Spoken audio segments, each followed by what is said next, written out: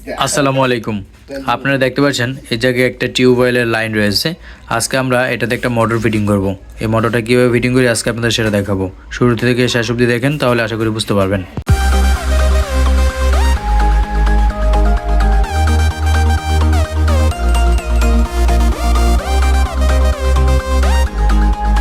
আমরা যেহেতু এটা ভিতরে পাইপ ঢুকিয়ে কাজটা করব, তো সেক্ষেত্রে আমাদের প্রথমে দুইটা পাইপ একসাথে জোড়া দিয়ে নিতে হবে। তো এটা হচ্ছে একটা 3-4 কলম চেক বাল্ব। আজকে আপনাদের শর্টকাটে কাজটা দেখানোর চেষ্টা করব। তো এটা একটা কলম চেক বাল্ব আমরা লাগিয়ে নিচ্ছি। এটা হচ্ছে একটা 3-4 কলম চেক বাল্ব।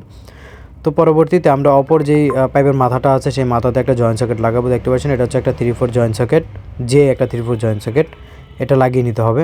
তো আমরা এটা লাগানোর পরে আমাদের যে কাজটা করতে হবে সেটা হচ্ছে আরেকটা পাইপ থ্রেডে পেঁচিয়ে আমাদের জোড়া দিয়ে নিতে হবে। দেখতে পাচ্ছেন সকেটটা আমরা ভালো করে টাইট করে দিচ্ছি। এখন আমরা একটা পাইপের সাথে আরেকটা পাইপ এভাবে করে জোড়া দিচ্ছি। এটা জোড়া দিয়ে নেওয়ার পরে আমরা পাইপটা এর ভিতরে ঢুকিয়ে দিব। আমাদের যে বোরিংটা আছে দেখতে পাচ্ছেন, আমরা এই বোরিংয়ের ভিতরে পাইপটা ঢুকিয়ে দিচ্ছি।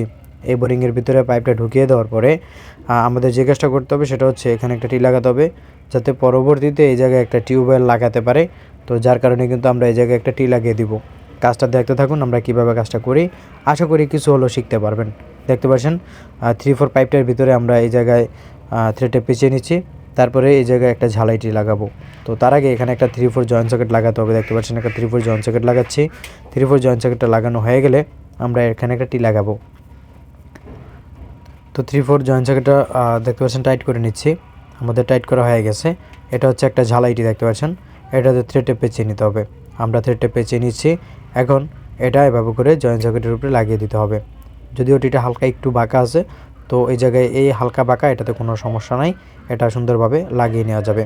দেখতে পাচ্ছেন আমি কিন্তু এই জায়গায় যে পাইপটা আছে সেটাতে থ্রেডে পেঁচিয়ে দিচ্ছি। এই কারণেই যখন আমি এটাতে থ্রেডে পেঁচাবো, পরবর্তীতে যখন এটাতে টিউবওয়েল লাগাবে তখন কোনো ধরনের কোনো সমস্যা হবে না।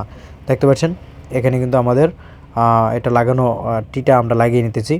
তো এই টিটা খুব ভালো করে টাইট করে দিতে হবে, যাতে পরবর্তীতে এখানে যখন টিউবওয়েল ব্যবহার করবে তখন যেন লিক না করে বা কোনো ধরনের কোনো সমস্যা না হয়। এখন আমাদের মাথাটা ঠিক যেভাবে রাখা দরকার বা ঠিক টিটা ভালো করে টাইট করে দিতে হবে। দেখতে পাচ্ছেন আমাদের কিন্তু টাইট করা হয়ে গেছে।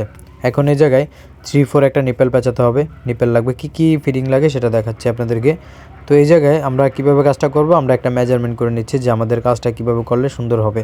তো আমরা মেজারমেন্ট করে ঠিকঠাক মতো আমরা যেভাবে আমাদের সহজ হবে বা ফিটিং কম লাগবে আমরা ঠিক সেভাবে মেজারমেন্ট করতেছি।